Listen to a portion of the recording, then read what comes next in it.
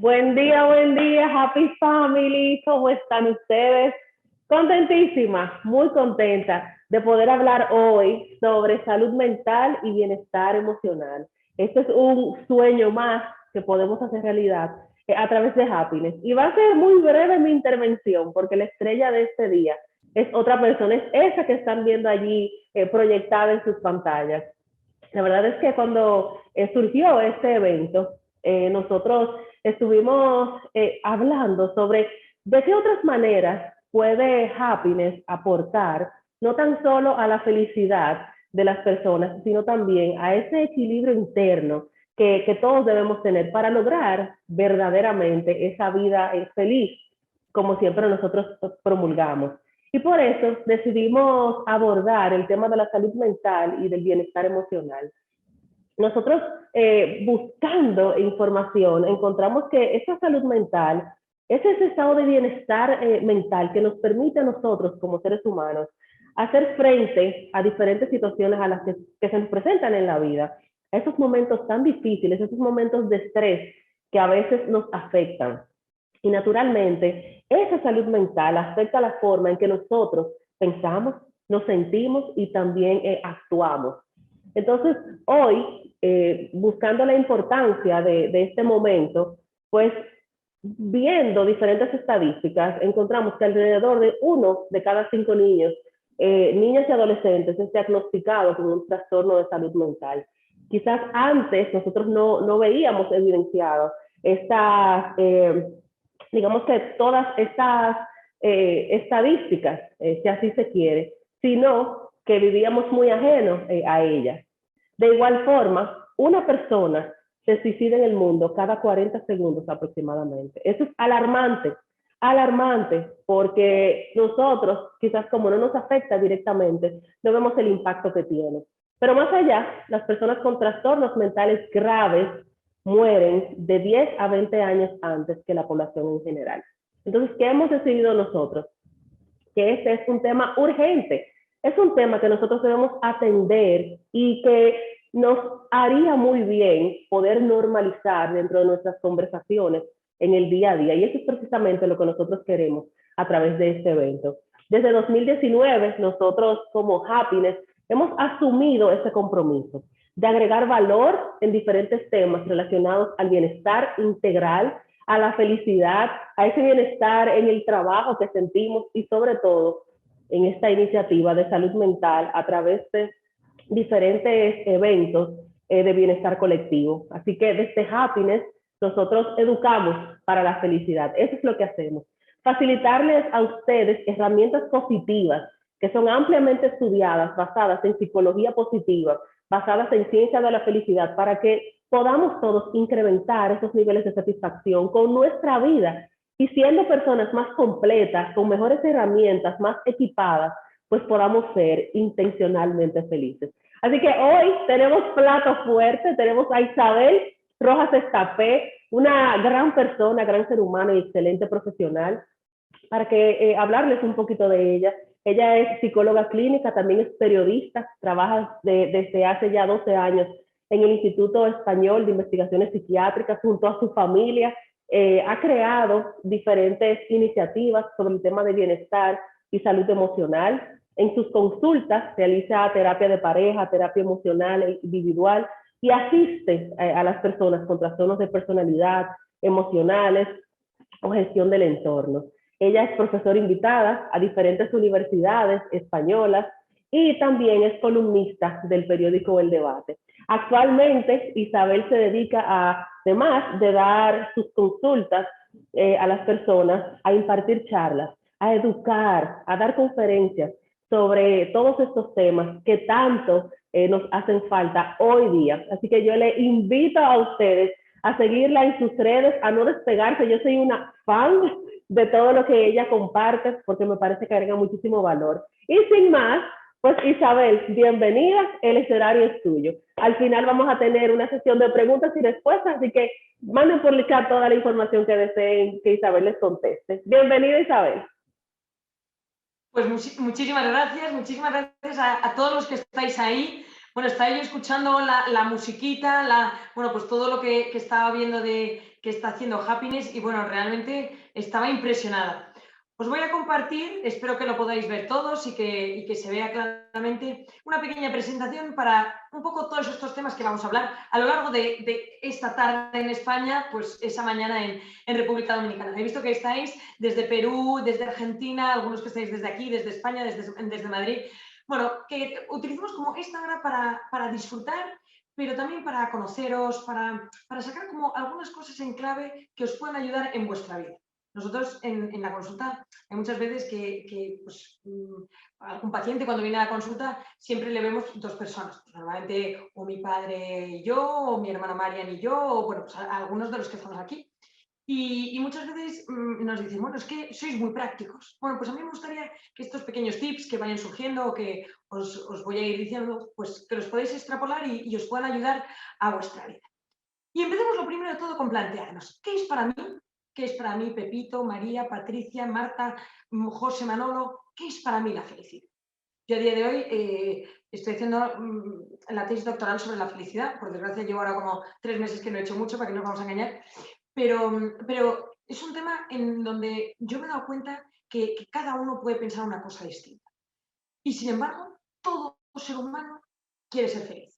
De hecho, yo a día de hoy estoy un poco ya incluso que digo que hay una especie como de obsesividad o una especie de, pues eso, estamos medio obsesionados con querer ser felices. Pero yo me planteo y os digo, ¿vosotros estáis dispuestos a hacer lo que hay que hacer para ser feliz? Porque a mí mucha gente me dice, no, no, es que para ser feliz no tengo que tener ningún problema. Entonces es que nadie sería feliz. Por eso tenemos que plantearnos, ¿qué es para mí la felicidad? Yo desde muy pequeña he escuchado, he oído hablar a mi padre en todas sus conferencias, en sus libros, que la felicidad no consiste en lo que nos pasa, sino en la visión que yo doy de eso que me pasa. Es decir, que la felicidad depende de la perspectiva de la realidad que yo tengo. Y la felicidad, si tiene algo, es que cada uno tiene que aprender a vivir en su momento presente. Eso sí, habiendo cerrado las heridas del pasado y con una cierta proyección al futuro. Quien vive constantemente en el pasado, quien vive constantemente preguntándose por qué hizo, o por qué no hizo, o por qué pasó, o por qué no pasó algo del pasado, entonces termina teniendo una personalidad depresiva. Termina siendo una persona con un fondo agrio. Y sin embargo, hay personas que están constantemente proyectándose al futuro. Lo que tengo que hacer y cuando sea y cuando consiga y cuando... ¿Y qué ocurre? Que esto, por regla general, suele terminar muchísimo en pues, un estado ansioso que hace muchísimo daño. Por eso que digamos, vale, la felicidad consiste en estar en mi presente, en vivir en mi momento presente, habiendo cerrado las heridas del pasado, habiendo cerrado todo ese pasado mejor o peor que me haya hecho más o menos daño, y al mismo tiempo enfocados o mirando al futuro. Porque esto nos va a ayudar muchísimo a decir, vale, y entonces, ¿yo qué quiero en mi vida? Es decir, ¿yo a dónde quiero llegar? Y esta es otra de las claves. Yo siempre digo que quien no sabe lo que quiere es como un barco a la deriva. Es decir, es como un barco que se deja llevar por las aguas, por las mareas, por el viento, pero no tiene un puerto, no tiene un destino. Por eso, que todos nos planteemos hoy aquí, vale, ¿y yo a dónde quiero llegar? Y lo primero de todo es que tenemos que hacer un ejercicio de conocimiento. Yo, a mí a veces cuando viene alguien a la consulta y yo le pregunto, bueno, ¿y tú cómo eres?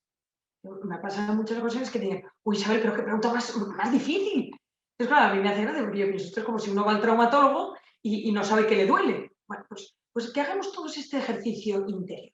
Es decir, ¿cómo soy yo? Y entonces, ¿cómo soy yo? Bueno, pues también nos pueden surgir ciertas dudas pues de esa forma de ser o de esa personalidad que tenemos. Entonces, ¿cómo podemos saber cómo somos? Pues hay distintas formas de averiguar. Podemos preguntar, podemos analizarnos o incluso podemos parar y estudiar nuestro comportamiento, nuestra conducta. O, como os decía, pues preguntar a mis padres, preguntar a mi pareja, preguntar a mis amigos, preguntar a la gente que tengo a mi alrededor. Oye, ¿y tú cómo crees que soy yo? Y aquí hay que saber que el ser humano tiene lo que se llaman los 3 yoes. Lo que yo soy, lo que la gente ve y lo que yo enseño. Esta mañana, aquí en Madrid son las 4 de la tarde, pero esta mañana he tenido clientes a la consulta y uno de ellos me decía, no, pero si es que yo soy, vamos, súper sensible, súper cercano, me preocupo de todo el mundo. Y sin embargo, la forma que tiene de relacionarse es con tono un poco agresivo, pues, ciertamente negativo. De hecho, bueno, pues estaba, digamos, un poco de forma batalladora. Y yo, bueno, vamos a ver, pero vamos a relajarnos, a serenarnos. Y dice, no, no, pero si yo estoy muy serena. Bueno, entonces, qué importante es que hagamos como este ejercicio de cómo son. Yo siempre digo que quien no se conoce no puede saber lo que quiere. Es decir, si yo no sé cómo son, cómo es mi forma de ser, cómo me relaciono, cómo gestiono el conflicto, cómo gestiono el entorno, entonces yo no sé a dónde puedo ir. Y aquí yo recomendaría a todos que hicieseis como este pequeño trayecto o este pequeño viaje que yo hago con todos mis pacientes, que es el siguiente. Lo primero es conocerme. Tengo que saber, tengo que preguntar, tengo que analizarme. Lo segundo es comprenderme. Nosotros siempre decimos una frase que es comprender es aliviar. En el momento que uno se comprende, es como que se quita un peso de encima. Es como que de repente todas las piezas del puzzle empiezan a encajar. Y qué importante es para comprenderse que uno se conozca, insisto. Entonces, conocerme, comprenderme. Lo tercero es aceptarme. Y aquí todos tenemos que hacer un trabajo de aceptación. ¿Y qué es un trabajo de aceptación? Un trabajo de perdón, un trabajo de decir, bueno, pues yo no soy así, o soy demasiado asá, o pues sí, es que soy impulsivo, oye, pues mira, sí, es que yo tengo este fondo rencoroso. Y al mismo tiempo decir, vale, ¿puedo cambiarlo? ¿No puedo cambiarlo? Entonces, si puedo cambiarlo, vayamos a superarnos, vayamos a cambiarlo. Que no lo puedo cambiar. Yo siempre digo que pocas veces no se puede cambiar, pero aquellas heridas del pasado, aquellas cosas malas que me hayan ocurrido, eso sí que podemos aceptarlo y cerrarlo. Por tanto, conocerse, comprenderse, aceptarse y superarse. Y, como os digo, que hagamos un trabajo que empiece por nuestros padres. Yo siempre digo que casi el 60, el 70% de lo que somos es de dónde venimos, de lo que hemos vivido, de con quién hemos estado. En nuestras primeras figuras de referencia son nuestros padres. Entonces, bueno, que yo piense, ¿cómo es mi padre? Mi padre es más bien tímido, mi padre es extrovertido, mi padre es impulsivo, y que hagamos el mismo ejercicio con mi madre. Mi madre es cercana, mi madre es arisca, mi madre es sensible, y al mismo tiempo cómo son o cómo han sido ellos juntos, digamos, entre ellos. Entonces, ¿cómo se han querido? Yo hablaba hace poco sobre los distintos lenguajes del amor que tenemos los seres humanos, que hay un libro fantástico de Gary Chapman que habla sobre ello. Bueno, pues ¿cómo se han querido mis padres? Yo he visto cómo mis padres se daban besos, se daban abrazos, he visto cómo mis padres se tocaban, cómo mis padres se decían vida mía, mi cariño, mi amor. Bueno, pues que analicemos un poco cómo son nuestros padres y cómo se han querido y cómo han estado entre ellos. Y al mismo tiempo, cómo han estado conmigo.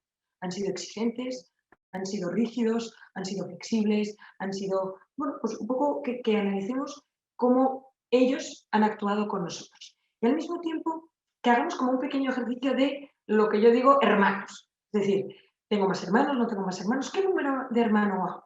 No tiene nada que ver ser el mayor que ser el pequeño, no tiene nada que ver ser la única chica de puro varón, o no tiene nada que ver que solo haya un chico. Es decir, bueno, pues que vayamos un poco como viendo y conociendo nuestro entorno, porque de ahí se asientan siempre nuestros cimientos emocionales. Es decir, de ahí se asienta una cosa que es fundamental, que es el apego, la forma que tengo yo de vincularme. De ahí se asienta la forma que yo tengo de querer, es decir, de cómo yo he visto a mis padres. Y de ahí se asienta mucho de cómo yo me relaciono. Entonces, en el momento que hemos hecho este ejercicio, que nos planteemos, vale, ahora que he analizado mi familia, que sé un poco cómo soy o que he preguntado, ¿mis amigos dirían lo mismo de mí? ¿Mi pareja diría lo mismo de mí? ¿Mis hijos incluso dirían lo mismo de mí?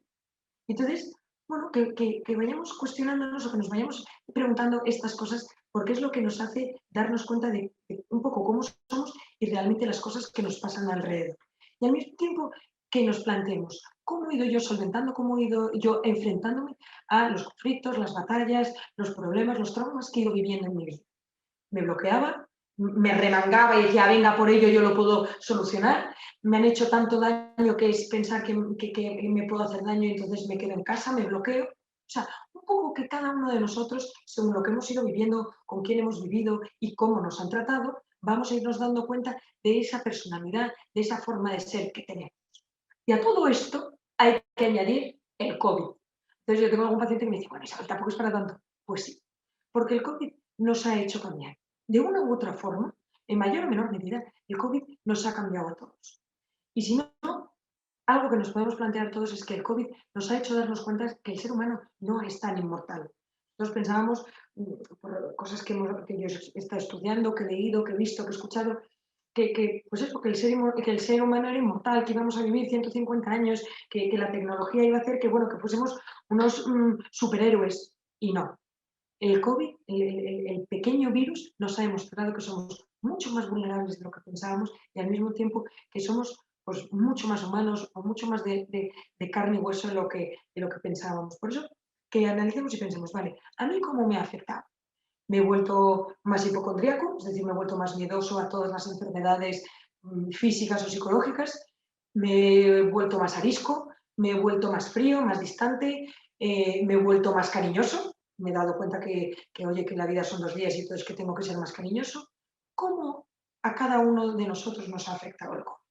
Porque si algo yo me he dado cuenta, y esto lo estamos viendo ahora en consulta muchísimo, y de hecho, bueno, pues lo hablaba ayer justo con mi hermana María, es que después del COVID se ha producido como una especie de explosión de actividades. Es decir, nos hemos metido en una bulimia constante de actividades. Todo lo que no se había hecho desde hace 2 años se está empezando ahora a hacer, y no solo eso, sino que esa especie de pepito grillo, esa vocecilla interior que teníamos de vaya a ser que me vuelvan a confinar, vaya a ser que me pase algo, vaya a ser que enferme, o incluso el pensamiento de, mira, no somos tan inmortales como pensábamos, ha ido calando en nosotros. Y entonces estamos en un momento en donde hemos entrado en esta especie de bulimia de actividades en donde desconectamos totalmente de las emociones, o donde solo vivimos en clave de hiperalerta, es decir, todo nos hace estar un poco en modo tensión por toda esta hiperestimulación que tenemos. ¿Y qué pasa? Que en el momento que yo estoy hiperestimulado, mi cerebro hay un momento dado que se satura, es decir, que vive en modo hiperalerta, con esos picos de cortisol, que hace que yo no disfrute de nada de lo que haga, que yo me cueste muchísimo poner corazón o que esté constantemente pensando en lo que viene después, en lo siguiente. De hecho, el mundo hiperalerta, el estar siempre en esta especie de tensión, nos hace, por un lado, reducir muchísimo nuestra empatía y que de repente pues, me cueste cada vez más las personas, o que de repente pues, ya no paso ni una a esta amiga que es el tercer feo que me hace, y al mismo tiempo hemos reducido drásticamente nuestra tolerancia a la frustración. A mí, de hecho, el otro día, hace 3 o 4 días, estaba con mi marido, estábamos cenando en un restaurante aquí en Madrid, y bueno, pues el camarero nos cogió un poco la nota y tal, pues unas Coca-Colas o no sé qué, y bueno, ya le dimos la comida y ya que se fue. Y entonces en la mesa al lado había una señora y entonces se sentó pues un poquito más tarde que nosotros, y en esto que cuando lleva como 10 minutos le preguntó al chico, oye, ¿y qué pasa en mi comida? Y entonces, bueno, pues el camarero le dijo, perdón, bueno, pues en ello estamos. Y entonces la señora ya con un poco de mala cara, bueno, pues nada, pues espero, pues no sé qué.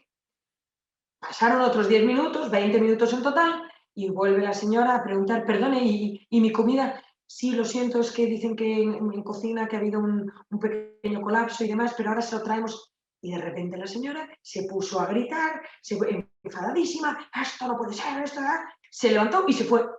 Entonces, bueno, pues es verdad que tuvo que esperar 20 minutos y bueno, pues es verdad que tendría mucha hambre, pero también este es un pequeñísimo ejemplo de cómo cada vez nos cuesta más tolerar esas pequeñas desavenencias, esas frustraciones. Bueno, nos estamos convirtiendo en grandes intolerantes. Entonces, ¿qué ocurre? Que esto viene muy marcado por el cortisol, muy marcado por esta especie de bulimia de actividades de este mundo hiperalerta en donde estamos. Porque si yo vivo constantemente en modo hiperalerta, no me centro en nada, no disfruto de nada, y al mismo tiempo estoy constantemente con esos picos de ansiedad que hace que, bueno, pues por un lado termine o bien en una vía de escape o bien termine en medicación. Yo siempre digo que la medicación tiene un punto que ayuda, tiene un punto en donde, bueno, pues relaja, destensa, anima, pero no soluciona.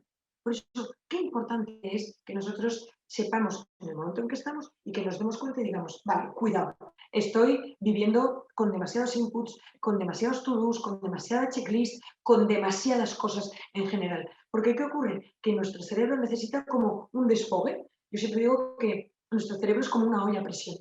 Las antiguas ollas a presión, donde tú metías pues, la comida, las zanahorias, la carne, y allá que tapabas la olla a presión. Entonces va subiendo el fuego, va subiendo el fuego, va subiendo. Y si esa olla a presión no tiene un desfogue, no tiene un piturrío que salga, pues explota. Y eso es el ataque de ansiedad. Pero eso, ¿qué ocurre? Que necesitamos como que haya ese desfogo, ese piturrillo que salga para que no nos den esos ataques de ansiedad, ese malestar constante, esa insatisfacción por todo y todos que llevamos acarreando desde tanto tiempo. Por eso que cuidemos muchísimo eso y al mismo tiempo que sepamos y analicemos cuál es mi vía de escape. Las vías de escape son aquellas cosas a las que nosotros recurremos, sobre todo en momentos de frustración y en momentos de pereza o de tristeza o de hartazgo. Entonces, ¿qué ocurre? Que esta vía de escape siempre tiene un punto que relaja, siempre pues, produce una cierta serenidad, una cierta satisfacción, pero ¿qué ocurre? Que sostenido en el tiempo siempre se convierte en algo adictivo. Y como algo adictivo, hay un momento dado en que no podemos vivir sin eso. ¿Cuántos de vosotros, pensando a día de hoy, estáis esperando en una sala de espera, estáis esperando en un restaurante o no, o estáis aburridos y recurrís al teléfono, recurrís a la pantalla? Probablemente muchos de vosotros. Entonces, ¿qué ocurre? Que si ahora hicieseis el ejercicio, y yo os animo a que lo hagáis, a partir de ahora, los médicos que vayan, los restaurantes que me hagan esperar, los sitios en donde, pues eso, tenga tiempo de espera, que no recurráis al móvil. Vais a dar cuenta que hay una parte de vosotros que está como un pelín intranquila, está como un pelín nerviosa, de no sé qué hacer, no sé. Y entonces, eso es porque el móvil se ha convertido en una vía de escape. Por eso, qué importante es que tengamos vías de escape que sean buenas. ¿Qué puede ser una vía de escape buena? Deporte, eso sí, con gente, en un lugar, en un sitio, pero el deporte es buenísimo. Las manualidades, cualquier cosa que tenga que ver con la creatividad, con la utilización del hemisferio derecho, es estupenda. Entonces, yo tengo aquí un padre de familia que tiene 48 años, que se ha puesto a hacer álbumes de sus hijos, tiene 3 hijos, pues ha empezado y entonces una de sus nuevos hobbies, que se ha convertido, era su vía de escape un poco por obligación, ahora se ha convertido en hobby, es hacer álbumes de sus hijos. Pero me vale cualquier cosa, desde leer, pintar, dibujar, bailar, pero sobre todo que sea muy creativo, porque eso ayuda a estimular nuestro cerebro, es decir, a bajar ese nivel que tenemos de intensidad, de ansiedad, nos va reduciendo y al mismo tiempo como que es el piturrillo que nos desfoga para poder estar mucho más serenos. Y al mismo tiempo, saber nuestras vías de escape, saber de nuestro conocimiento, que digamos, vale, ¿cuáles son a día de hoy mis factores de estrés? ¿Cuáles son aquellas cosas que me desestabilizan, que me ponen en guardia, que me ponen más aún en modo hiperalerta? Y claro, yo en este punto siempre digo que puede ser cualquier cosa. Puede ser todo y al mismo tiempo nada, pero siempre hay algo que es como denominador común. Entonces, por ejemplo, hay que saber que si yo soy un PAS, persona altamente sensible, pues tiendo a que, por ejemplo, los ruidos, los sonidos, me pongan más en modo hiperalerta. Entonces, saber que si yo voy a ir a un restaurante en donde hay mucho bullicio, probablemente termine saturado, termine cansado, termine un poco enfadado. Entonces, ¿cuáles son esos factores de estrés?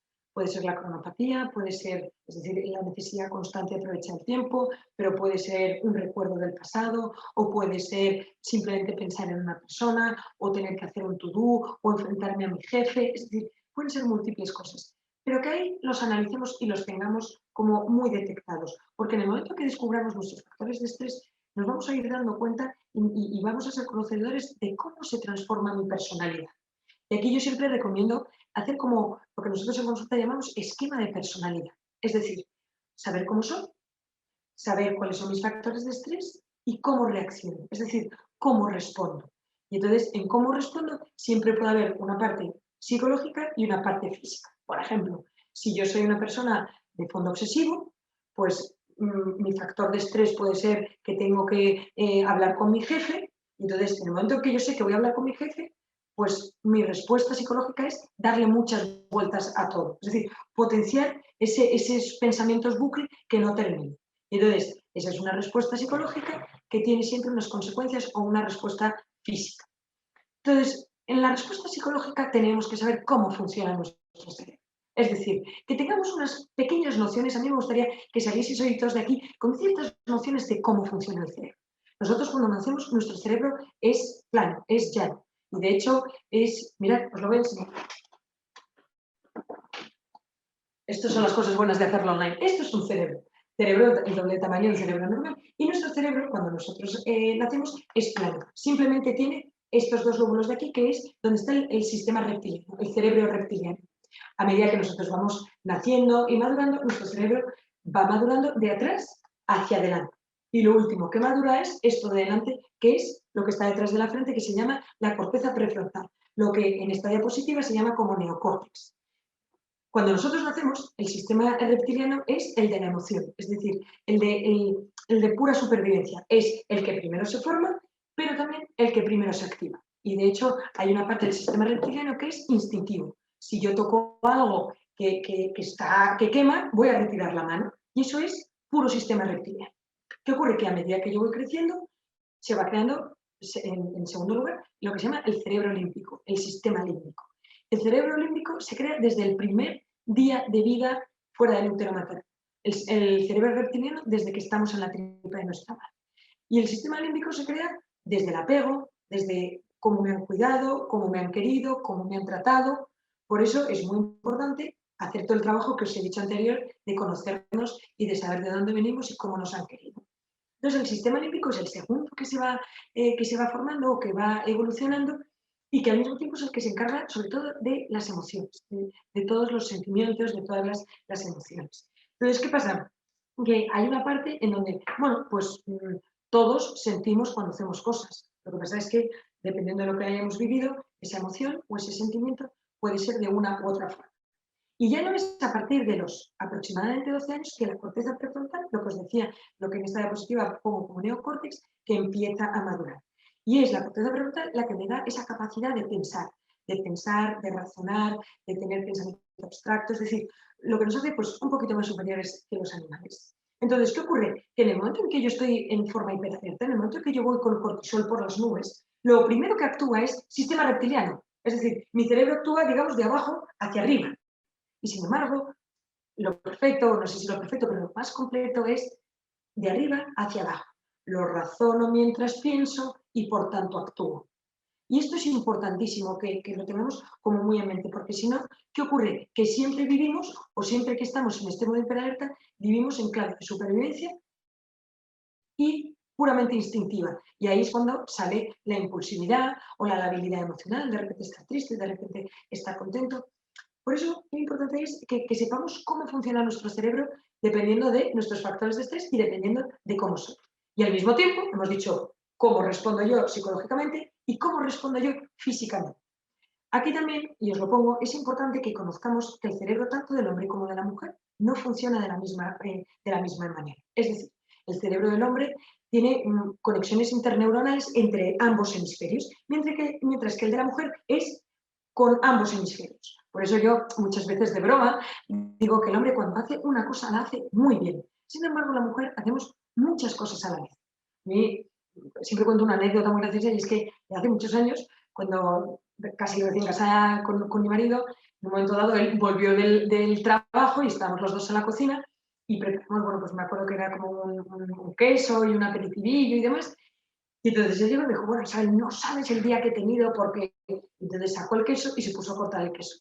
Y entonces me decía, bueno, es que te lo tengo que contar. Y entonces yo veía cómo estaba el queso y no cortaba el queso. Y le digo, bueno, pero sigue cortando el queso. Ah, vale. Y allá que cortaba el queso. Y digo, pero cuéntamelo. Ah, vale, vale. Y dejaba de cortar el queso. Es decir, contarme la historia mientras cortaba el queso le era muy complicado. Y esto es muchas veces muy propio de los hombres. Por eso también tenemos que conocer un poco cómo funciona nuestro cerebro y bueno, pues esas capacidades o esa intensidad a la hora de pues, vivir la vida o de incluso comunicarnos con las personas de nuestro alrededor, porque esto tiene consecuencias, digamos, directas en muchísimas cosas. Lo primero de todo es a la hora del conflicto. Y yo siempre digo que es importantísimo que nos conozcamos en el conflicto. Yo digo que hay gente que no ve el conflicto, es decir, que es que ni se da cuenta que la pareja está en crisis. Hay otras personas que ven el conflicto, lo analizan y deciden, voy, resuelvo o paso de largo. Y hay otras personas que les encanta vivir en el conflicto. Yo las llamo el drama queen. Es decir, son personas que les gusta vivir en ese momento de yo soluciono, yo puedo, es que tal, y siempre están en clave, bueno, pues me enfado. Entonces, ¿qué pasa? Que tenemos que saber que dependiendo de nuestro cerebro, nosotros también podemos gestionar, depende de nuestro cerebro y de nuestra personalidad, gestionamos el conflicto de una forma. Y aquí os pongo, bueno, pues unas pequeñas nociones obviamente no son 100%, es decir, ni todos los hombres son así, ni todas las mujeres son así, pero bueno, ciertas nociones que sí que hacen que la forma que tenemos de gestionar nuestro entorno, nuestros momentos malos, toda la información suele ser distinta. Aquí lo pongo, el hombre normalmente cuando está ante una batalla o entre un conflicto, por regla general, se calla y medita. Y entonces su lóbulo está, su hemisferio está solamente pensando en ese conflicto. Mientras que la mujer necesita verbalizarlo. Y de ahí que tú te puedes creer, mira lo que pasa, porque todo está, tengo en crisis de pareja, me pasa con, vamos, con mucha asiduidad que algún matrimonio, sobre todo el hombre, llega y me dice, pues mira, hemos discutido y no sé cómo hemos terminado discutiendo, que mi trabajo es lo peor. Digo, ¿de qué habéis discutido? Y dice, no, pues es que la discusión empezó por los calzoncillos. Digo, ¿pero cómo de los calzoncillos terminas a tu trabajo? Bueno, pues porque la mujer tiende mucho en todo el proceso, en todo el conflicto, a interrelacionar. Es que has dejado los calzoncillos tirados, tú te puedes creer, es que eres un desastre, es que mira, es que eres un desordenado, por eso nuestros hijos son unos desordenados y por eso nos sacan buenas notas, y tú te puedes creer, y yo que estoy encima para que saquen buenas notas, pero es que claro, no les interesa, lo único que quieren es el fútbol, igual que tú el fútbol, es que claro, tú te puedes creer, y es que cómo puede ser que tú hayas cambiado todo tu trabajo por el fútbol, porque es que claro, el fútbol es simplemente un joven, son unos tíos, ¿qué tal? Y yo no lo puedo entender, y es que claro, tu trabajo es que tu trabajo, lo que trabajas, y es que no estás en casa, porque tal, es que tu trabajo es lo peor. Entonces terminamos de una cosa en otra que no tiene absolutamente nada que ver. Y esto también se lleva mucho a que, pues esto, la mujer tiene todo un proceso, mientras que el hombre va al main point, se enfoca. ¿Qué ocurre? Que esto, bueno, pues conlleva una serie de cambios emocionales. Yo pongo aquí, en general la mujer se deprime más o se entristece más por todos los temas emocionales, mientras que el hombre por temas emocionales se bloquea. Sin embargo, se deprime o se entristece más por todos los temas profesionales. Y luego, al mismo tiempo, bueno, pues saber que los momentos malos normalmente de un hombre suelen tener más carácter de frustración, de rabia, bueno, pues de una impulsividad sostenida, ¿no? Pero un pelín más impulsiva. Mientras que en las mujeres suele tener un carácter pues un poco más emocional, es decir, pues más tristeza, un poco más de decaimiento. Entonces os explico esto porque es muy importante, insisto, que hagamos todo este trayecto, mi conocimiento, mis factores de estrés, cómo gestiono yo lo que me pasa, cómo soy yo internamente y al mismo tiempo cómo responde mi cuerpo. Y esto es fundamental. Si nosotros nos tragamos las emociones, nuestro cuerpo las grita, nuestro cuerpo las saca de alguna forma. Y de hecho está, vamos, muy estudiado y la evidencia científica cada vez habla más de ello, sobre la relación entre el eje y el estómago. Y esto es clave. De ahí que haya tantas intolerancias, tanta comida que siente mal, tantas cosas, bueno, pues que nos revuelvan el estómago. Yo siempre digo que el estómago es el segundo cerebro, porque a que nosotros estemos en tensión, a que yo esté enamorado, pues dejo de comer o como más. Ahora que acaba de pasar todos los exámenes aquí en España, bueno, pues yo he tenido muchos chavales que durante el último mes o no comían por la ansiedad de los exámenes o todo lo contrario, estaban que no dejaban de comer. Bueno, pues qué importante es que conozcamos cómo responde nuestro cuerpo. Y aquí pueden ser pequeñas cosas, desde me tiembla el párpado, me duele la espalda, estoy agarrotado, me sale dermatitis. Y sí que os recomiendo, a modo de pequeño truco, que sepáis que todas las enfermedades que terminen en itis son inflamación de ese territorio corporal. Pues la faringitis, la faringe se me tal, la dermatitis se me inflama la piel y entonces, bueno, pues me pica, bueno, tengo esas dolencias. Entonces, que conozcamos mucho y que nos demos cuenta mucho de cómo responde nuestro cuerpo. Y aquí os doy un pequeño truco. El ser humano vivimos en modo, digamos, activación o recuperación. ¿Qué significa esto?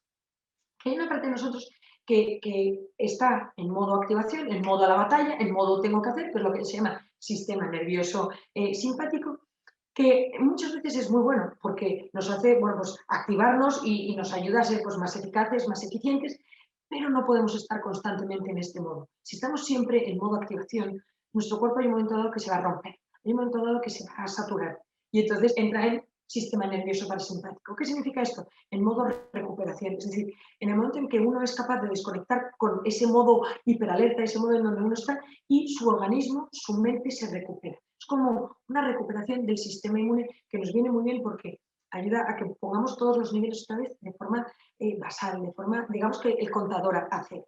Y de hecho, yo lo digo siempre con gracia, pero con mucha verdad, que en agosto, normalmente, yo siempre recibo los 4 o 5 primeros días de agosto muchísimos correos de pacientes, de gente que me escribe, Isabel, llevo 3 días enfermo, llevo 3 días que he cogido gripe, llevo 3 días que es que no me puedo levantar de la cama, porque como el cuerpo está a lo bestia, mayo, junio, julio, de repente llega agosto, las vacaciones, uno se para y ¡bum! Y gran caída. Esto pasa, también se ve mucho con los exámenes. Gente que los pones que estudio, y el día que termina el estudio, pues en vez de salir o de festejarlo o de celebrarlo, estoy agotado, estoy reventado, me quedo en casa. Bueno, pues que sepamos también un poco que esto es lo que nos pasa y no se trata tanto de que estemos siempre en constante recuperación y compensando, pero sí que sepamos cuáles son aquellas cosas que nos vienen mal, cuáles son aquellas cosas, insisto, que nos desestabilizan, que nos hacen, bueno, pues que al final suframos. Y todo esto llegado al punto actual que debemos decir, vale, ¿y qué sentido tiene mi vida? Si yo sé cómo soy, sé lo que me gusta, sé lo que no me gusta, lo que me afecta, si me conozco, si sé cómo actúo física y psicológicamente, ¿yo a dónde quiero llegar? Es decir, esa proyección de futuro, ¿a dónde voy? Y lo primero es que nosotros analicemos y digamos, vale, yo todos los días, todas las mañanas, ¿por qué me levanto? Los americanos, que todo lo estudian, todo, vamos, todo lo analizan, vieron o estudiaron cuál era el país o la zona del mundo más longeva. Y se fueron a Ogimi, a una pequeña población que hay en Okinawa, Japón. Y allá que se fueron y durante 10 años estuvieron analizando absolutamente todo de Ogimi. El aire, la tierra, las texturas, la comida, absolutamente todo. Y después de 10 años, lo que descubrieron es que todos esos japoneses que llegaban a vivir hasta casi los 115 años, todos esos japoneses tenían un denominador común, que era que tenían su ikigai, su sentido de la vida. Entonces, ¿qué es el sentido de la vida? El que yo piense, ¿y yo qué sentido tiene mi vida? ¿A dónde quiero ir? ¿Y mi vida o el sentido de mi vida es el dinero? ¿Es el poder? ¿Es el éxito? ¿O es mi familia, mis hijos, ser mi mejor versión, ayudar al resto?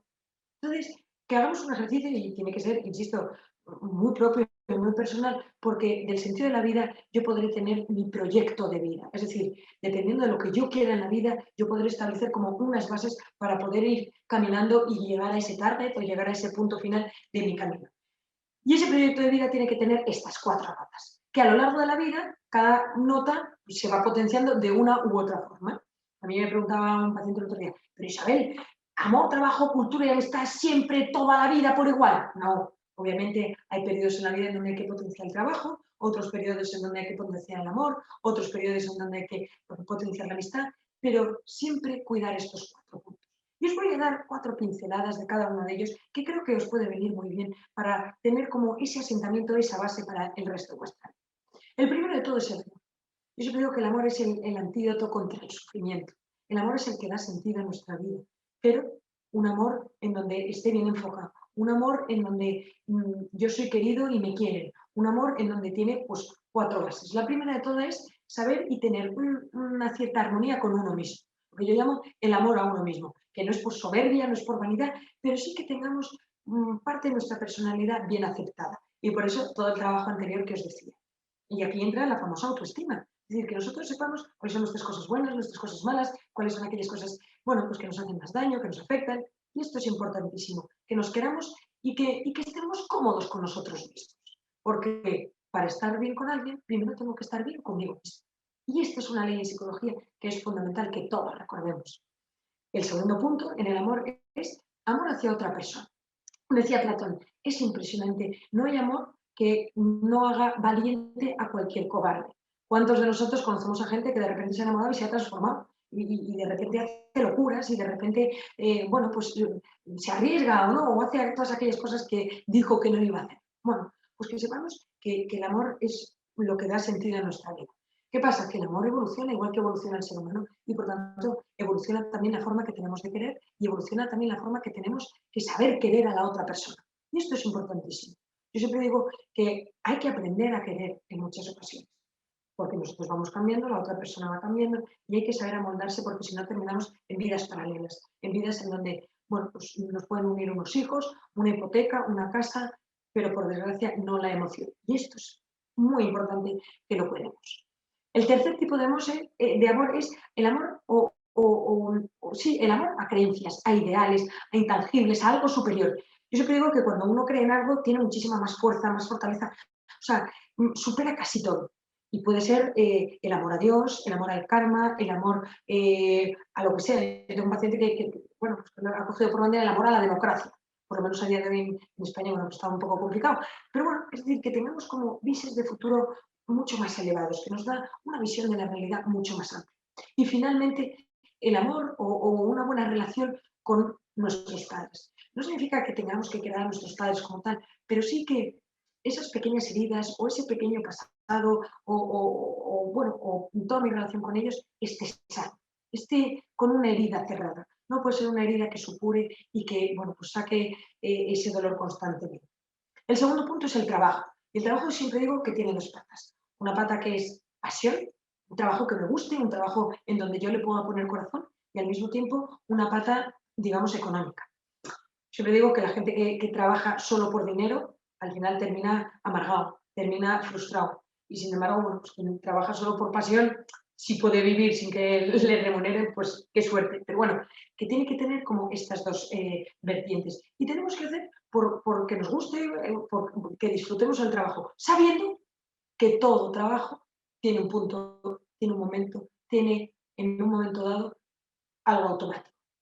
Y entonces ahí es cuando hay que meterle pasión, hay que meterle emoción, hay que intentar conectar de una u otra forma con el trabajo. Nosotros, de hecho, aquí en la consulta intentamos hacer ver a las personas pues, cosas distintas o cosas positivas de su trabajo. Es decir, meter ese poquito de corazón al Excel que están haciendo, al escrito que tienen que hacer o a poner tapones a las botellas. Entonces, bueno, que sepamos que es importante también que nos guste nuestro trabajo.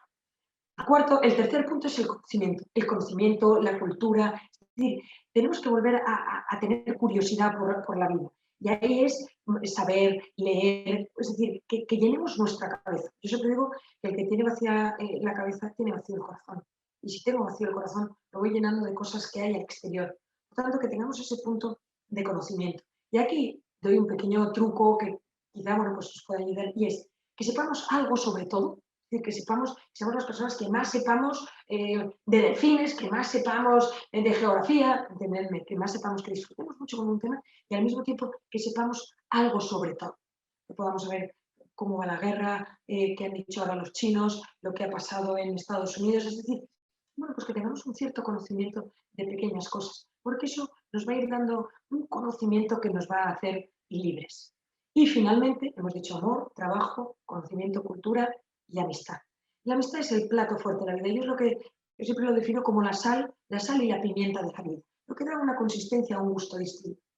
Y es importantísimo que tengamos amigos. Por el COVID, por las pantallas, por el qué dirán, por el show off, cada vez nos cuesta más conectar con los amigos, tener amigos de verdad, de corazón a corazón. Y ahí yo recomiendo 3, 4, 5, 6 íntimos amigos, buenos amigos, amigos de estos con los que uno disfruta, lo pasa bien, amigos con los que uno está y se le pasan las horas, y al mismo tiempo un grupillo de 20, de 30 conocidos con los que ir quedando. Pero qué importante es que cuidemos nuestra amistad y que cuidemos a la gente que tenemos cerca, porque si no, la vida nos lleva. La rapidez, la bulimia actividad, la instantaneidad nos lleva y por desgracia dejamos de cuidarnos. Entonces, llegados a este punto, yo os recomiendo y os digo, vale, ¿y qué podemos hacer sabiendo cómo soy, cómo actúa mi cerebro, cómo respondo y qué es lo que quiero? ¿Qué puedo hacer para que yo psicológicamente esté bien? Para que yo pueda más o menos ir haciendo como, bueno, pues pequeños malabares con mi vida. Y aquí os doy 10 pinceladas, 10 cosas que pueden ayudar muchísimo a tener esa estabilidad o esa salud psicológica que siempre y tanto anhelamos. Lo primero de todo, y yo digo que es la clave y el fundamento de mucho de, bueno, pues de nuestro comportamiento, de nuestras emociones y de nuestro interior, es la voz interior. Supongo que muchos de vosotros hayáis oído hablar de la voz interior, pero tenemos que saber que la voz interior tiene una base de cuando éramos pequeños, pero que se puede ir cambiando. Yo la asemejo siempre a una caseta, es decir, bueno, pues este dispositivo que antiguamente se usaba, en donde, bueno, pues uno, no sé si os acordáis, para los que, bueno, pues tengamos más edad, había que apretar al play y al rec y entonces se iba grabando aquello que estábamos escuchando. Pues nuestro cerebro, como os he dicho, nace plano, nace llano, es decir, todas estas ramificaciones que vemos por aquí no existen, es lo que se llaman las circunvoluciones, cuando somos pequeños no existen, y a medida que nuestro cerebro va madurando, se van creando todas esas ramificaciones. Entonces, ¿qué ocurre? Que nuestro cerebro, al no tener nada, está en blanco y empieza a grabar. ¿Y de qué graba? Esa clase, ¿de qué se llena? De lo que me va diciendo mis padres, o mi padre, mi madre, y de lo que me va diciendo mi entorno, sobre todo el colegio, los amigos, los profesores. Y entonces ahí, bueno, que nos demos cuenta que esa vocecilla interior nace de ese momento. Por eso que cuidemos muchísimo la voz que nosotros tenemos con nuestros hijos. Que si a nuestros hijos le decimos, es que eres un desastre, ese niño cuando sea mayor empezará, es que no puedo porque soy un desastre, es que no valgo porque soy un desastre, es que en definitiva soy un desastre. Por eso, que cuidemos muchísimo la voz interior que nosotros proyectamos en nuestros hijos y al mismo tiempo cuidar la propia. Y esta es la buena noticia. ¿Por qué? Porque la voz interior se crea entre los 0 y los 15 años aproximadamente. Pero es que a partir de los 17, 18, 20 años, esa voz interior es la que yo me voy a repetir. Es decir, lo que he recibido de mis padres es lo que voy a repetir. La buena noticia es que, igual que se grababa, puedo grabar encima de esa voz interior. Por eso es que cuidemos muchísimo la forma que tenemos de hablarnos. Yo siempre digo que tal y como nos hablamos tiene un impacto directo en todas nuestras células. Es decir, el cortisol se activa en el momento en el que yo no soy tan bueno, yo tengo que hacer, yo no puedo, este mira, este tal. Entonces, ¿qué ocurre? Que tenemos que ser los que podamos ir cambiando esa vocecilla interior, que haga no solo que no nos hundamos, sino que saque lo mejor de nosotros, que nos tire hacia arriba. Y la voz interior va íntimamente unida a que aprendamos a educar nuestra mirada. Hemos empezado diciendo que la felicidad consistía en la perspectiva de la realidad, en cómo yo veía esa realidad. Pues que aprendamos a educar nuestra mirada, porque siempre se puede educar. No sé si lo ha dicho yo, Mary, pero yo antes de trabajar en la consulta y de estar aquí en la consulta Rojas, trabajaba como periodista en bueno, pues una cadena nacional y recuerdo que cuando había alguna noticia o algún acontecimiento me decían, Isabel, ¿y tú cómo lo describirías? Porque yo tenía ese punto psicológico, yo, bueno, pues podía dar ese puntito de más psicológico que otros de mis compañeros no veían y sin embargo era el mismo acontecimiento.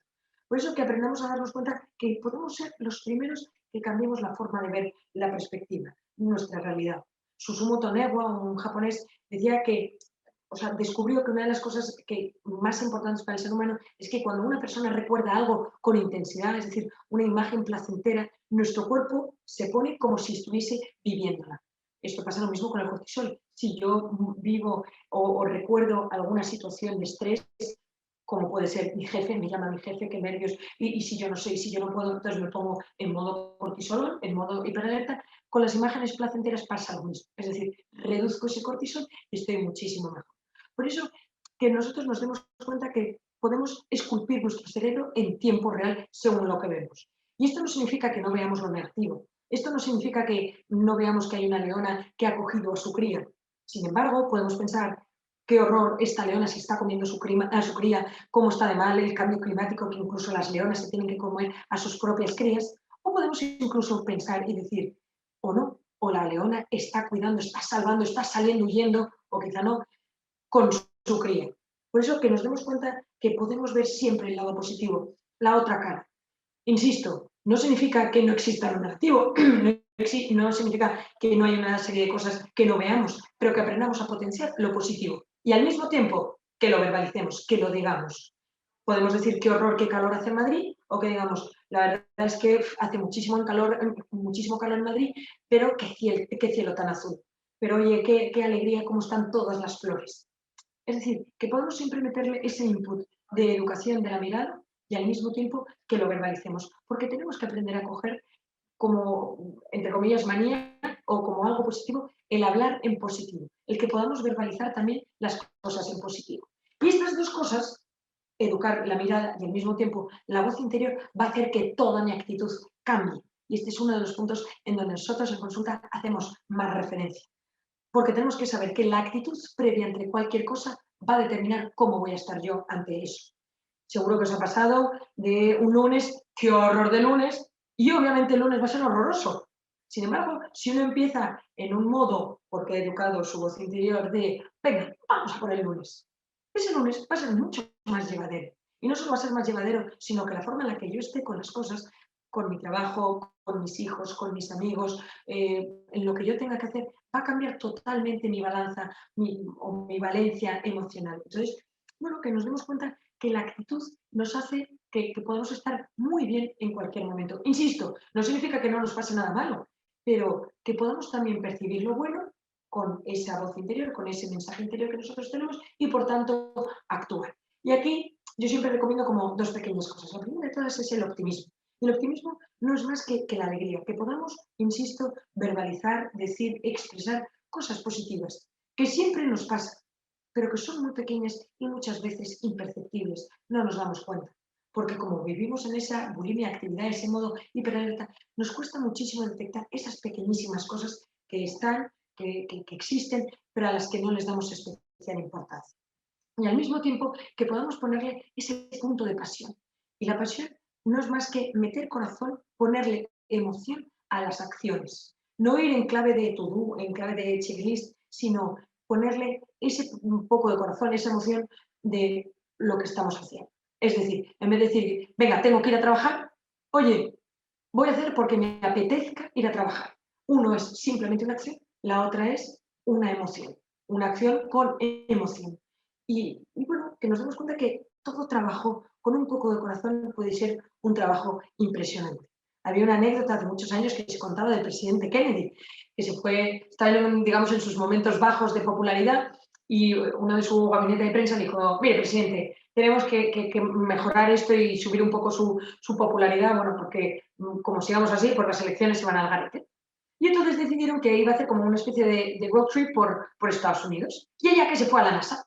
Y entonces llegó a la NASA y entonces le empezaron a presentar a todos los que estaban ahí. Entonces empezaron, mire, presidente, este es el ingeniero que se encarga de los reactores nucleares. Que tal. Y el presidente Kennedy le saludó, encantado, encantado, bueno, enhorabuena. Siguiente, mire, aquí le presento, este es el químico que se encarga de que todas las turbinas, que no sé cuántos... Entonces ya llegó el presidente, pues encantada, encantado, enhorabuena. Fue a otro, no, mire, este es el que se encarga de todas las constelaciones y que haya tal y que no haya colisiones y entonces gracias a él hemos conseguido, entonces que me diga, enhorabuena, enhorabuena. Y en un momento dado estaba paseándose por toda la base y en un momento dado vio a una chica que pasaba por ahí con el carro de la fregona. Y entonces el presidente fue a hablar con ella, se acercó y le dijo, muy buenas, soy, pues no sé, soy Kennedy. Entonces ella le dijo, pues muy buenas, presidente, me llamo fulanita. Y entonces el presidente le dijo, ¿y usted qué hace? Y entonces esta chica le dijo, yo, hacer que el hombre llegue a la luna. Por eso, que nosotros seamos conscientes de que podemos hacer que nuestro trabajo llegue a la luna metiendo corazón, viendo en esa escoba, en esa fregona, en ese ordenador, personas, en vez de números personas, en vez de suelo, gente a la que podemos ayudar, en vez de paquetes, pues la felicidad de alguien que lo va a recibir. Por eso, que le metamos ese punto de pasión, ese punto de emoción. Y todo ello nos va a llevar directamente y nos va a ayudar muchísimo a que podamos estar bien con el resto. Es decir, que nuestra actitud con el resto no sea en modo batalla, no sea en clave de enfado, sino en clave de te entiendo, te comprendo. Y aquí entra la inteligencia emocional, que es la capacidad que tenemos los seres humanos para conectar con las personas que tenemos enfrente. Es decir, la capacidad que tenemos de ponernos en los pies de la otra persona. Y no ver que una persona me habla mal, sino pensar, pobre, esa persona está mal. El otro día, en este restaurante que estuve con mi marido, bueno, pues en un momento dado, ya cuando nos iban a traer la comida, pues llega el camarero y entonces, bueno, nos trajo pues, todas las Coca-Colas y demás, y bueno, pues un poco, digamos que nos las tiró casi. Y entonces, a mí que me encanta pues hablar con todo el mundo y pregunto, ¿y cómo se llama usted? Y yo, qué alegría, que no sé qué. Llega mi marido y me dice, ¿qué le has dicho? Y le digo, ¿qué? Y me dice que mira cómo nos ha tirado las Coca-Colas. Y le digo, no, no, no, prometo que no he dicho nada. Entonces ya mi marido, bueno, a ver, Isabel, bueno. Y en estas que llegan los 10 minutos habíamos pedido un pincho de ensaladilla rusa y, bueno, pues digamos que también nos tiró un poco la ensaladilla, no nos la lanzó, pero la depositó así como un poco rápido. Y a mí me dijo, Isabel, ¿seguro? Y luego, te prometo que no.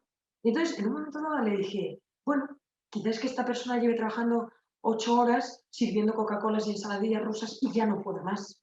Entonces, que nos pongamos en clave de los otros. Yo siempre digo que la gente, las personas de nuestro alrededor, no actúan en contra de otros, no actúan en contra de uno, sino a favor de cada cual. Entonces, a mí no me ponen una cara porque yo les caigo mal. Puede ser que le caigas mal, pero es raro que te ponga la cara directamente. Simple y llanamente, quizá pues no le caigas bien y no te va a sonreír. Entonces, que sepamos mucho ponernos en la piel de los demás, porque insisto, si yo solamente veo o si yo solamente voy en clave de lo que veo, voy a sufrir enormemente, porque insisto, toda realidad tiene dos perspectivas, todo acontecimiento siempre tiene dos perspectivas. Y con todo esto, os digo, estimulemos el cerebro.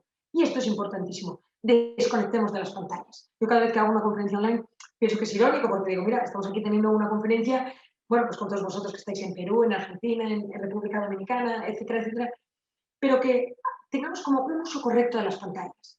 Llegar a casa y dejar el teléfono en la mesa de la entrada. O en vez de ver una película, pues hacer por estar con los hijos y hablar, o no, o dibujar, o dar un paseo. Es decir, tenemos que volver a estimular nuestro cerebro con las pequeñas cosas de nuestro día a día. Y yo siempre digo que el conocimiento da libertad. Si no tenemos conocimiento, nuestra cabeza está vacía. Y entonces, ¿qué ocurre? Que si no llenamos nuestra cabeza, nuestro corazón también va a estar vacío. Por eso, que volvamos a conectar, insisto, no solo con los libros, es lo más fácil, lo más rápido, pero con el mundo que nos pasa a nuestro alrededor. Si yo estoy constantemente delante de una pantalla, me estoy perdiendo lo que estoy viviendo. Por eso, qué importante es que desconectemos, que tengamos como pequeños momentos del día sin pantallas. Y ahí yo recomiendo pues, pequeños ejercicios que quizás puedan servir, como pueden ser lo que os decía de la sala de espera, pero también, por ejemplo, llegar a casa y no coger el teléfono, o no despertarme con el despertador del móvil, o que lo primero y lo último de mi día no sea mirar el móvil, o que llegue a casa y que lo primero que haga no sea tirarme en el sofá para ver una serie, para ver Netflix, para que si yo tengo que escribir o que tengo que, pues no sé, hacer algún trabajo, que empiece pues escribiendo con boli. Quizá no es práctico, pero estimula muchísimo más nuestro cerebro. Y esto es importantísimo que lo sepamos, porque si nosotros estamos delante de una pantalla constantemente, hiperestimulamos nuestra corteza prefrontal, la parte del cerebro que se encarga, entre comillas, de pensar.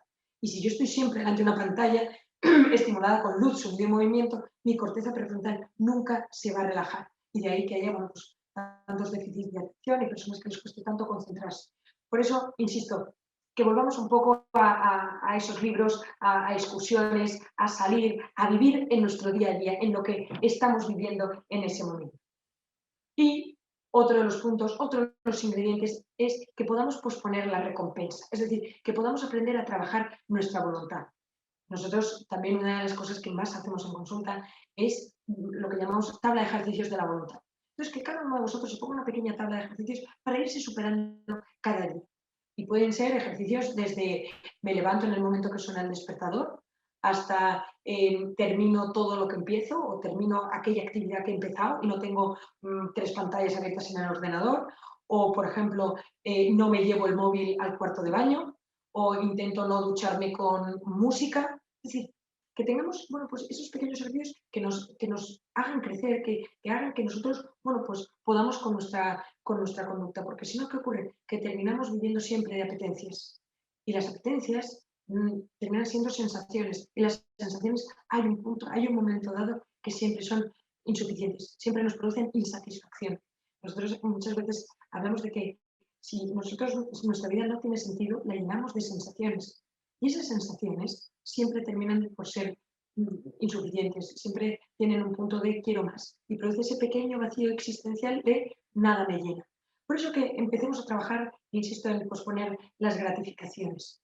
También puede ser pospongo ese vaso de agua que me tomaría o venga, me pospongo tomar eso que tanto me apetece, no por adelgazar o no por no engordar, sino, bueno, pues yo controlo esa comida o yo controlo ese vaso de agua o yo controlo mi cuerpo a la hora de poder despertarme o no. Por eso, bueno, pues que nos pongamos esos pequeños ejercicios todos los días que tanto nos ayudan y que al mismo tiempo nos hacen no vivir siempre de recompensa, de sensaciones. Y luego voy terminando, el que aprendamos a conectar, conectar con nuestro momento presente. Hemos dicho que la felicidad consiste en cerrar las heridas del pasado, viviendo en el presente con cierta proyección del futuro.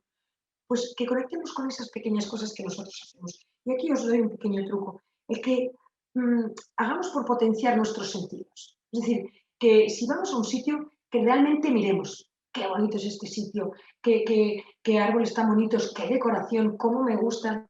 Puede ser la vista, pero puede ser el oído. Oye, mira, estoy oyendo pajaritos. Oye, qué melodía tan bonita. Oye, qué tono de voz tiene esta persona. Pero es que al mismo tiempo puede ser el gusto. Qué comida tan rica, qué sabores tan distintos. Porque si no, nos puede ocurrir que llega la noche y que ni nos acordamos lo que hemos comido con rapidez, no hemos disfrutado de absolutamente nada. Por eso, que potenciemos nuestros sentidos y que nos paremos a vivir nuestros momentos. Y otro pequeño ejercicio que yo recomiendo y que, bueno, pues podéis hacerlo es, en el momento que vosotros estáis en la ducha. Yo siempre digo que el momento en la ducha es de los momentos que todos tenemos que vivir, entonces, pero que al mismo tiempo no podemos hacer nada. Yo, de hecho, de broma, y no tan en broma, digo que los que se duchan por la noche están todo el rato pensando en todo lo que no he hecho durante el día, todo lo que me ha pasado el día, y en un fondo así, pues un poco más tristón, más bajo de tono. Sin embargo, los que se duchan por la mañana, bueno, pues tienen esa cosa de todo lo que tengo que hacer luego, y de la ducha voy a hacer tal, y luego tal, y preparar la comida, y luego el trabajo y las llamadas, no sé qué, bueno, en un fondo más ansiógeno. Pero en definitiva tiene que estar en el triángulo, que sea la ducha, la bañera, lo que sea. Entonces, por eso yo recomiendo que a partir de ahora, en el momento que estéis en la ducha, que digáis, vale, ¿qué efecto produce la ducha? Que caiga el agua y entonces, me gusta el agua caliente. No, me gusta el agua fría. Oye, ¿qué efecto produce el agua? Me abre los poros, me destensa, me relaja. Entonces os vais a dar cuenta que en el momento en que yo conecto con lo que estoy haciendo, lo disfruto muchísimo más. Y entonces empiezo a notar, bueno, pues que no voy en ese modo hiperalerta, en ese modo checklist que me hace perder empatía, que me hace perder bueno, pues cercanía, que me hace perder emoción. Por eso que volvamos un poco a conectar. Y al mismo tiempo, como yo conecto, como estoy disfrutando de lo que estoy viviendo, como no voy solo en modo que tengo que hacer, me adapto. Y esto es importante. A día de hoy las universidades americanas ya no piden tanto el coeficiente de inteligencia, el AQ, sino el AQ, es decir, el coeficiente de adaptabilidad. Es decir, que aprendamos a ser flexibles, que aprendamos a adaptarnos a las cosas que nos ocurren, a las cosas que vivimos, al entorno en el que vivimos, a lo que nos pasa. Porque ¿qué ocurre? Que nos estamos convirtiendo en personas excesivamente rígidas, en personas que nos cuesta muchísimo el poder conectar con el momento presente porque tenemos en mente lo que tiene que ser, como yo quiero, como... Y eso, al final, choca directamente con la otra persona o choca directamente con lo que estoy viviendo. De hecho, nosotros en la consulta, a los rígidos o a los que tienen ese fondo pues, más controlador o más perfeccionistas, los llamamos el eterno insatisfecho, porque siempre todo es mejorable, porque siempre todo es cambiable. A mí me pasó hace un tiempo que veía una señora en consulta y me contó que le había hecho a un hijo suyo una pequeña fiestecilla. Esto fue pues justo al año de pasar el COVID. Entonces que había hecho, bueno, que la organización de su casa, pues su hijo, que no sé si cumplía 9 años, pues había invitado a 6 o 7 amigos a pasar la tarde y demás. Y bueno, pues que ella había preparado unas patatillas, unos bocadillos, unas tortillas de patata y demás. Y bueno, pues que un poco a modo de celebración del hijo. Y entonces decidió que quería invitar también a sus amigas, a las madres de los niños, a que viniesen antes de recoger a los niños e irse. Total que, bueno, pues estuvo ahí una amiga suya, estuvieron hablando, disfrutando, mientras los niños corrían, y en un momento dado ya se iba la amiga suya y le dijo, oye, fulanita, bueno, millones de gracias por este rato, ¿cómo lo he pasado? ¿Cómo está mi hijo? O sea, hace que no lo veo tan contento desde antes del COVID, de verdad, millones de gracias, está todo riquísimo, los sándwiches, la tortilla está un poco sosa, pero me la he comido entera igualmente, millones de gracias. Y de repente llega la paciente a consulta y me dice, Isabel, que la tortilla estaba sosa. No se queda con que el hijo de su amigo estaba contento, con que incluso su propio hijo estaba contento, con que su amiga estaba feliz, con que ella lo había pasado bien. Se quedó con que la tortilla estaba sosa. No os digo más, que de la hora de consulta, 40 minutos estuvimos hablando de la tortilla. Al mes siguiente la veo, de un mes para otro había hecho 36 tortillas de patata. Entonces, que nos demos cuenta que no podemos vivir en clave de todo es mejorable, todo es cambiable, sí, pero no. Porque, insisto, esto nos hace que estemos en un punto en donde no conectemos con nadie, en donde siempre bebamos en modo de batalla y en donde seamos personas tóxicas. Porque qué importante es que todos nosotros seamos personas vitamina, que allá donde vayamos iluminemos. Ojo, hay momentos que no podemos, porque estamos cansados, porque hemos trabajado mucho, porque estamos en días malos, porque nuestro factor de estrés hoy justo se ha dado y entonces no estamos para eso. Pero que nos demos cuenta que todos podemos ser personas vitamina. Todos podemos ser personas tóxicas, pero todos podemos ser personas vitamina. La persona vitamina, la persona que saca lo mejor de ti, es aquella con la que tú quedas y parece que llevas 20 minutos y ya han pasado 2 horas. Es una persona que no te juzga, que te quiere, que te hace sentir bien, que se alegra con tus logros, que se entristece con tus cosas, con tus penas. Por eso que todos tengamos como ese punto, es decir, que nos demos cuenta de la importancia que tiene que seamos personas vitamina. Ojo, no solo para el resto, sino para nosotros mismos, porque nosotros podemos ser contagiadores de emociones, y esto lo digo muchísimo, de cómo uno esté, de cómo uno se encuentra, de cómo uno ve la realidad, tiene su voz interior, tiene su actitud, se adapte al medio, etcétera, etcétera, es persona vitamina y contagia emociones. Y por eso que vosotros, a partir de ahora, allá donde vayáis, creéis buen ambiente, habléis en positivo, podéis quitarle importancia a las cosas, desdramaticéis, os adaptéis y al mismo tiempo que esa vocecilla vuestra interior sirva para tiraros hacia arriba. Y si no, os pongo el siguiente vídeo para que os deis cuenta hasta qué punto todos podemos contagiar emociones. Stand by. Action.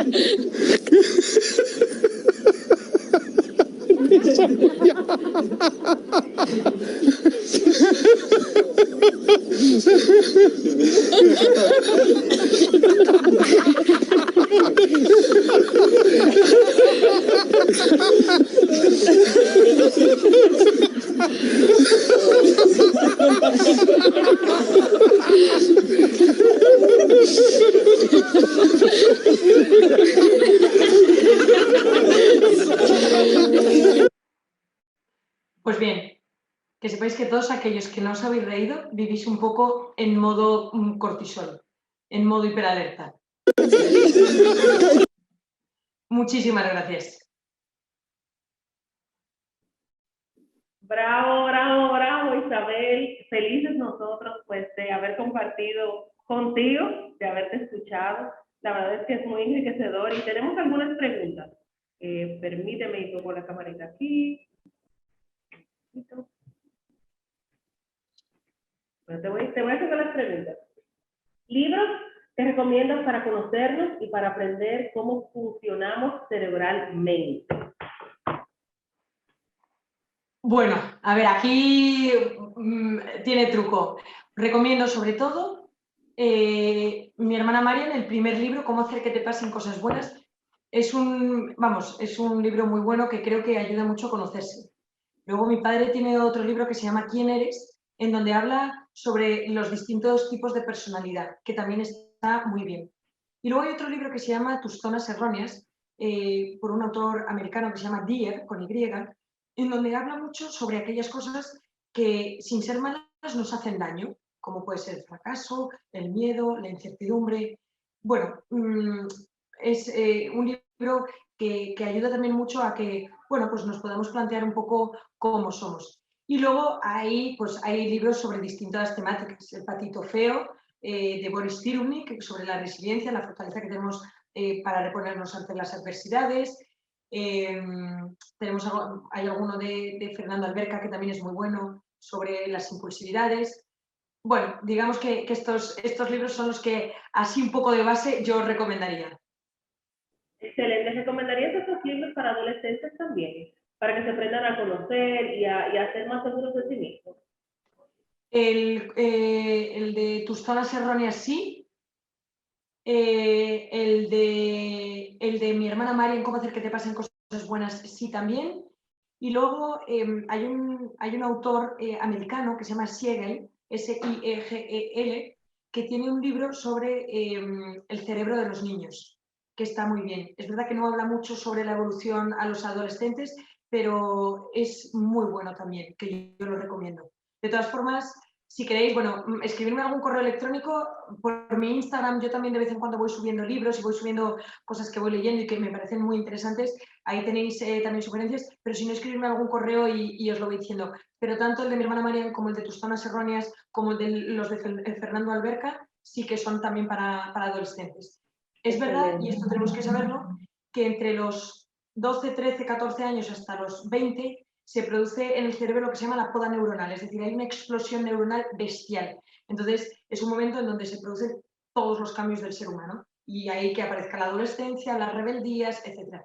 Entonces, ¿qué ocurre? Que en esta poda neuronal se producen como dos grandes cosas. La primera es que el adolescente pierde el miedo al riesgo y al mismo tiempo que es muy creativo. Entonces, se convierten en personas, bueno, con mucha implicación social, que hacen cosas muy novedosas, etcétera, etcétera. Entonces, os cuento esto porque es verdad que en este periodo de tiempo el niño está en pleno cambio. Entonces, bueno, libros como tal sobre ese momento, o sea, sobre cómo son esas personas en ese momento, no lo hay porque el adolescente, el joven, va evolucionando.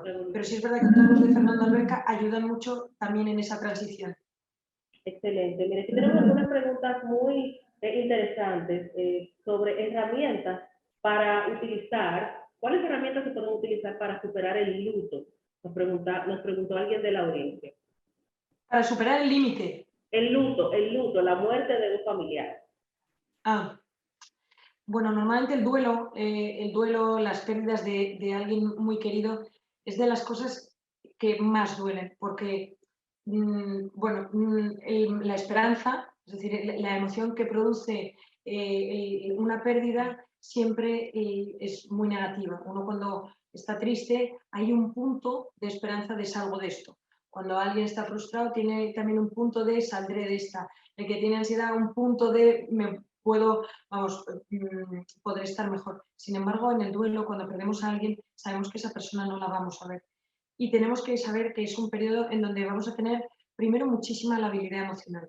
Vamos a estar muy tristes, hartos, frustrados, cansados, nos vamos a sentir incomprendidos. De hecho, en su momento en la universidad se estudian como las fases del duelo. Yo no creo en las fases del duelo como tal, sino que creo en que durante el duelo uno va teniendo distintas emociones. Entonces, lo primero de todo, bueno, pues plantearnos y darnos cuenta, uno, de cómo somos. Dos, conocer y saber qué persona hemos perdido. Nada tiene que ver haber perdido un padre, al haber perdido un amigo, al haber perdido un hijo. Y luego, al mismo tiempo, yo siempre en los duelos recomiendo ir a terapia. Recomiendo una cierta ayuda. Yo estoy viendo muchísima gente que ha perdido a algún ser querido por el COVID y de una u otra forma, bueno, pues dependiendo de las personalidades de cada cual, de las relaciones de cada cual, se gestione ese duelo de una forma u otra. Pero ahí yo sí que recomiendo, y es importantísimo, evitar, por un lado, la soledad y por el otro lado, la inactividad. Es decir, estar solo y sin hacer nada. Por ejemplo, las bajas por depresión de una pérdida de un ser querido, bueno, pues entiendo que es muy complicado trabajar, pero una baja total y extendida en el tiempo suele traer consecuencias negativas, suele hacer que la persona no mejore. Por eso, bueno, pues es verdad que coger una baja durante las primeras semanas, los primeros meses, bueno, pues eso es bueno y muchas veces muy necesario, pero no extenderla tanto en el tiempo, porque si no, bueno, pues nos podemos quedar en casa pensando y dándole vueltas y eso hace que nos hundamos y nos entristezcamos cada vez más. Excelente. Me encantó eso que hablabas de mantenerse activo, de mantenerse acompañado y en un ecosistema saludable. Hablabas también en tu ponencia sobre el sistema nervioso simpático y parasimpático. Y de allí surge una pregunta de cuáles estrategias se pueden utilizar para gestionar nuestras emociones del día a día y pasar de esa actividad inmediata o de esa reacción a poder calmarnos un poco, gestionar esas emociones y poder salir más airosos y menos estresados del día a día. Pues mira, normalmente tenemos que conocer y saber qué cosas nos viene bien. Y muchas veces que digo que el sistema nervioso parasimpático se activa no en el momento que me paro y no hago nada, sino, es decir, si yo soy obsesivo o yo tengo una personalidad que le doy mis vueltas a todo y de repente me paro y no hago nada, esa obsesividad se va a potenciar. Por eso es tan importante que nos conozcamos. Entonces, la recuperación pueden ser cosas que nos vengan bien, cosas con las que no disfrutemos, cosas, actividades, personas en las que nosotros estamos bien, estamos serenos, estamos relajados, estamos lo que llamo el slow mode, en modo slow, en modo disfrutones. Y puede ser desde, pues hago un deporte y me voy a jugar un partido de fútbol con mis amigos, o me pongo a leer, o puede ser, no, mira, yo es que lo que me gusta es hacer boxeo, o todo lo contrario, mira, yo es que lo que disfruto es poniéndome a pintar. Es decir, que son actividades, cosas, circunstancias, momentos, personas que nos hacen como volver otra vez a nuestro estado basal. Entonces, por ejemplo, si yo sé que mi factor de estrés es mi, yo qué sé, es mi suegra, ¿vale? Imaginaros, pues soy una persona muy sensible. Mi factor de estrés es mi suegra. Entonces, yo sé que voy a ir a ver a mi suegra y entonces esa sensibilidad me va a hacer que yo esté mucho más vulnerable. Es decir, que cualquier cosa que me diga me va a afectar. Entonces, después de ir a ver a mi suegra, no me meto en mi casa y pienso, y estoy sola, sino pues quedo con esa amiga y que me distrae o hago esa actividad que me viene bien.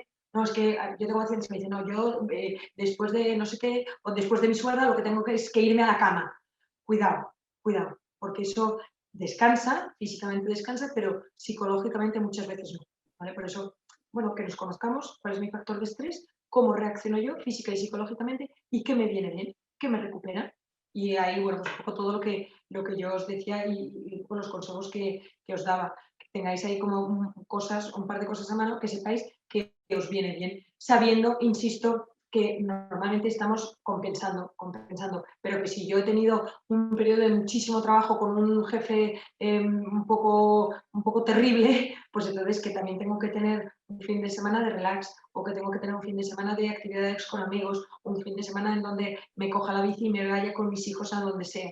Eso, Mire qué que ahora importante. que, sí, es justamente que interrumpo, ahora que mencionas justamente el tema del jefe, nos hacen la pregunta en ese mismo sentido. ¿Cómo se puede manejar el burnout personal, pero también desde un gestor de talento humano con todo el equipo? ¿Cómo manejar el burnout en la empresa, en los colaboradores? ¿Aplica igual?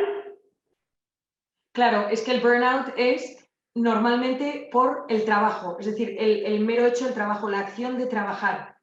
Otra cosa es que sea burnout de la gente del trabajo, eso es distinto. Pero normalmente se suele tener un burnout porque es la cantidad de trabajo, pues tener que hacer no sé cuántos escritos, tener que sacar el Excel, tener que hacer las slides, no tengo ni idea. Entonces, uno sale de ese burnout en el momento en que se distrae hacia algo distinto, hacia algo que como que destensa la cabeza. Que pueden ser con la gente del trabajo, si la gente del trabajo para mí es personas vitaminas, son personas buenas. Sin embargo, si son personas malas, hombre, personas malas, entenderme, personas con las que yo no me distraigo, yo no me Tóxicas, relajo, tóxicas. ¿Se yo utiliza recomiendo o no no? tratar con ellos. Efectivamente. Entonces, lo importante al final es que muchas veces nosotros no podemos evitar nuestros factores de estrés. O sea, nosotros no podemos evitar que tenemos que trabajar, no podemos a veces evitar que tengo que ir a mi suegra, que tengo que ir a ver a mi suegra por lo menos una vez al año. El tema es que luego tengo que compensar de ese factor de estrés. Lo primero es conocerlo, en el momento que lo conocemos, lo vamos, o sea, como que nuestra personalidad se va a transformar y lo vamos a coger como con distancia, y esto es buenísimo porque ya nos relaja un poco, pero al mismo tiempo, después de este factor de estrés, decir, vale, ¿qué me viene bien? ¿O con qué disfruto? ¿O cómo puedo hacer para compensar este factor de estrés? Excelente. Mire, nos pregunta Natalie, ¿qué tanto afectan, o de hecho si afectan las emociones en el desarrollo de enfermedades autoinmunes? Ella hablaba de la esclerosis múltiple. Pues mira, Natalie, sí, y de hecho a día de hoy es como un poco el futuro de la medicina. Es decir, se ha visto que hay una grandísima cantidad de enfermedades que su base es psicológica. Una de ellas, por ejemplo, se ha descubierto que casi el 83% creo que es de cánceres de mama, 83, estamos no sé si es 82, 83, 84, pero bueno, más del 80% de los cánceres de mama a día de hoy es porque esa persona un año antes, 18 meses antes, ha vivido algo de gran impacto emocional. Y yo esto lo he visto en amigas en madres de amigas, en gente muy cercana, pues una separación durísima o un problema con un hijo o un tema económico, y al año pues tener esa respuesta física. Entonces, muchísimas de las enfermedades autoinmunes se han visto a día de hoy es porque nuestro sistema nervioso está demasiado hiperalerta, o sea, demasiado estimulado. Entonces, nuestro propio cuerpo va en contra nuestro porque vamos demasiado revolucionados. Entonces, ahí hay que analizar qué es lo que revoluciona, qué es lo que te pone alerta, qué es lo que no estás sabiendo gestionar y cómo está respondiendo tu cuerpo. Normalmente en las enfermedades inmunes es como el segundo paso a algo. Siempre primero hay una intolerancia, siempre primero hay algo un poquito más externo, algo un poco más físico, digamos. Entonces, bueno, a partir de ahí analizarlo y hacer como deshacer el camino hecho. Si yo tengo una enfermedad autoinmune, ¿cómo ha sido la primera vez que ha salido físicamente? Y de ese físicamente, ¿qué me lo produce? Y qué me lo produce de personas o factores de estrés en mi personalidad o forma de ser. Y ahí es donde hay que intentar gestionarlo. Excelente. Isabel, muchísimas gracias. Quisiéramos seguir preguntando y de hecho creo que te vamos a tener que mandar algunas preguntitas a tu correo. Por favor, sigan a Isabel Rojas en sus redes que comparten muchísimo contenido de valor. Gracias por esta maravillosa ponencia, por acompañarnos y sobre todo por hablar este tema de salud mental, de bienestar emocional con tanta naturalidad, por conectar a través de tu explicación que me encantó tan gráfica con elementos para que nosotros podamos ir entendiendo un poquito más de cómo nosotros podemos cuidarnos, de cómo con acciones sencillas en el día a día, con cómo la apreciatividad, como mencionabas, el darnos cuenta, el detenernos, el valorar el momento presente y el rodearnos, como tú decías, de personas vitaminas, nos ayuda día a día a poder estar emocionalmente felices, o como yo le diría, a ser personas intencionalmente felices. Así que muchísimas gracias. Los invito a acompañarnos en nuestra comunidad internacional y también a seguir a Isabel en sus redes porque es de mucho valor todo lo que comparte. Así que Isabel, será hasta una próxima, quien quita y podamos tenerte por acá en vivo. Ojalá que fuese yo para allá, vamos, sería una alegría. Bueno, pues Happiness estará haciendo su tarea. Pues nada, muchísimas gracias a todos los presentes, muchísimas gracias a Yomeri y a Happiness, bueno, que habéis hecho esto posible y cualquier cosa, pues ahí tenéis mis datos. Muchísimas gracias. Muchísimas gracias. Feliz día a todos. Gracias por acompañarnos.